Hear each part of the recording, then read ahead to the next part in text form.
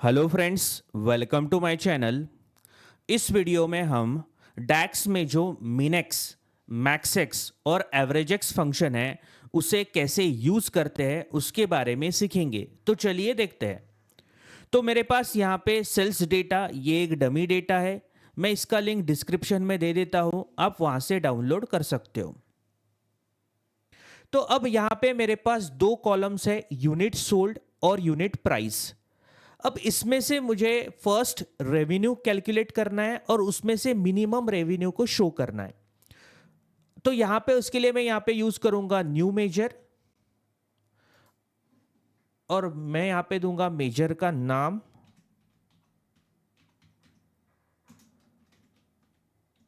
Revenue.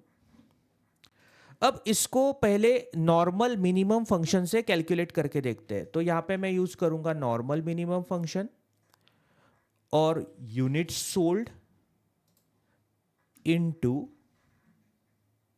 Unit price. जैसे ही मैं यहाँ पे यूनिट सोल्ड को यूनिट प्राइस से मल्टीप्लाई करने की कोशिश करता हूं तो देखो यहाँ पे एरर आ गया। तो ये मुझे एरर देगा। क्यों? क्योंकि मीन जो फंक्शन होता है वो एक से ज्यादा आर्ग्यूमेंट नहीं ले सकता। तो यहाँ पे आइदर आपको यूनिट सोल्ड देना पड़ेगा या यूनिट प्राइस देना पड़ेगा, लेकिन आप मल्टीप्लाई यहाँ पे नहीं कर सकते हो।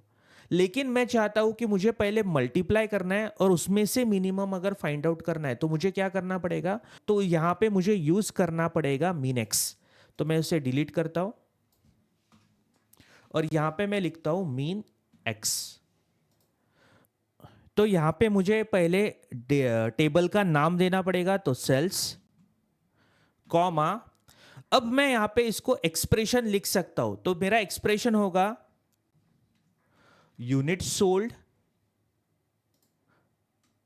Into unit price, bracket complete और एंटर। तो देखिए मेरा मिनिमम रेवेन्यू कैलकुलेट हो चुका है। अब मुझे इसको शो करना है, तो इसके लिए मैं यहां पे जाऊंगा रिपोर्ट व्यू और यहां पे कार्ड में मैं ड्रैग एंड ड्रॉप करूंगा मिनिमम रेवेन्यू को। तो देखिए यहां पे मिनिमम रेवेन्यू आ चुका है। तो इस तरीके से आप मिनिमम रेवेन्यू कैलकुलेट कर सकते हो।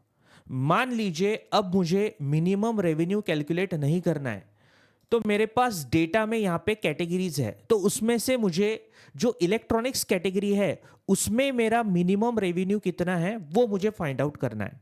तो उसके लिए मैं यहां पे क्या करूंगा, मैं फिर से जाऊंगा न्यू मेजर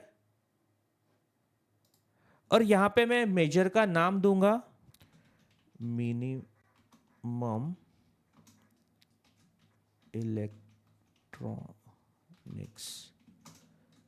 रेवेन्यू। अब यहां पे मैं फिर से लिखूंगा मीनेक्स। अब यहां पे मुझे मिनिमम रेवेन्यू को कैलकुलेट करना है, लेकिन पूरे टेबल के रेवेन्यू को कैलकुलेट नहीं करना है, जस्ट इलेक्ट्रॉनिक्स कैटेगरी के मिनिमम रेवेन्यू को कैलकुलेट करना है। तो इसके लिए मुझे क्या करना पड़ेगा, पहले यहां पे लगाना पड़ेगा फिल्टर। तो यहां पे हम लिखेंगे फिल्टर। फिल्टर फंक्शन क्या करता है, पूरे टेबल को आपको फिल्टर करके देगा आपके कैटेगरी के अकॉर्डिंग। तो यहां पे फिल्टर में हमें दो आर्ग्यूमेंट पास करने पड़ते हैं, एक है टेबल, दूसरा है फिल्टर एक्सप्रेशन। तो यहां पे मेरा जो टेबल है वो है सेल्स टेबल, तो उसको मैं सिलेक्ट करता हूं। और मेरा जो फिल्टर एक्सप्रेशन है, मुझे इस पर्टिकुलर टेबल को फिल्टर करना है इलेक्ट्रॉनिक्स के लिए। तो मैं यहां पे लिखूंगा category, category is equals to electronics.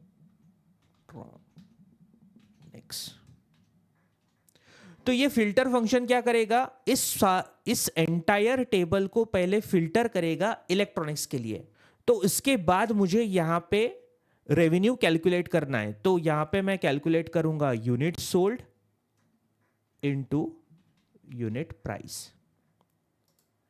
और ये रेवेन्यू कैलकुलेट होने के बाद इसका जो मिनिमम रेवेन्यू होगा वो यहां पे असाइन हो जाएगा। तो ये ब्रैकेट में करता हूं कंप्लीट और एंटर। तो अब मैंने ये जो मेजर क्रिएट किया है उसका डेटा मुझे शो करना है। तो उसके लिए मैं फिर से जाऊंगा रिपोर्ट व्यू और यहां पे मैं एक कार्ड क्रिएट करूंगा और इस कार्ड में मैं ड्रैग एंड ड्रॉप करूंगा मिनिमम इलेक्ट्रॉनिक रेवेन्यू को। तो देखिए यहां पे मिनिमम इलेक्ट्रॉनिक रेवेन्यू आ चुका है। अब आप बोलोगे कि ये मिनिमम है लेकिन इससे ज्यादा है, क्यों? क्योंकि इलेक्ट्रॉनिक्स कैटेगरी में वो सबसे मिनिमम है। अगर हम ओवरऑल डेटा की बात करें तो ये सबसे हमारा मिनिमम रेवेन्यू हो गया।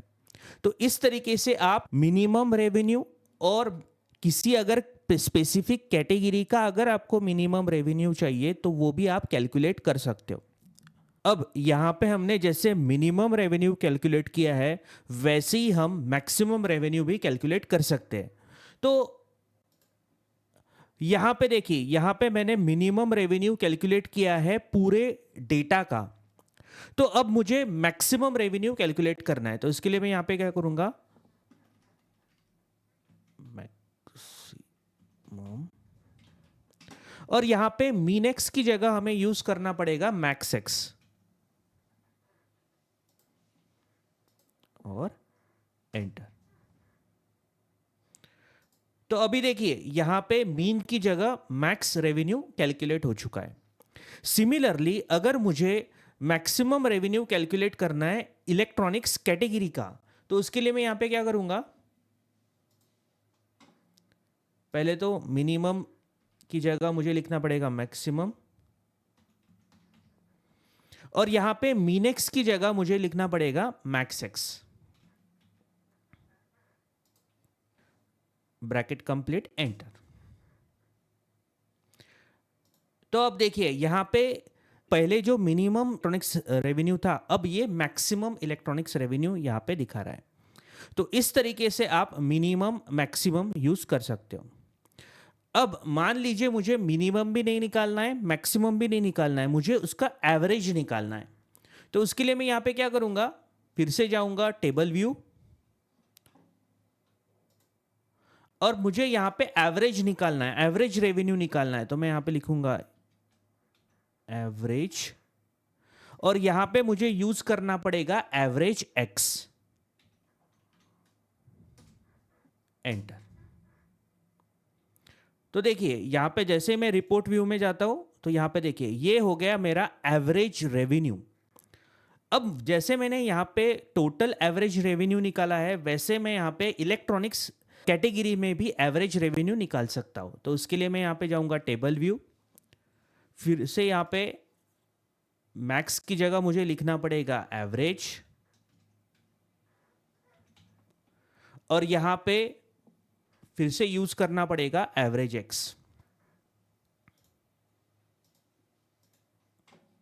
और एंटर। अब मैं यहां पे फिर से रिपोर्ट व्यू में जाता हूं, और देखिए ये जो है ये है एवरेज इलेक्ट्रॉनिक्स कैटेगरी का रेवेन्यू।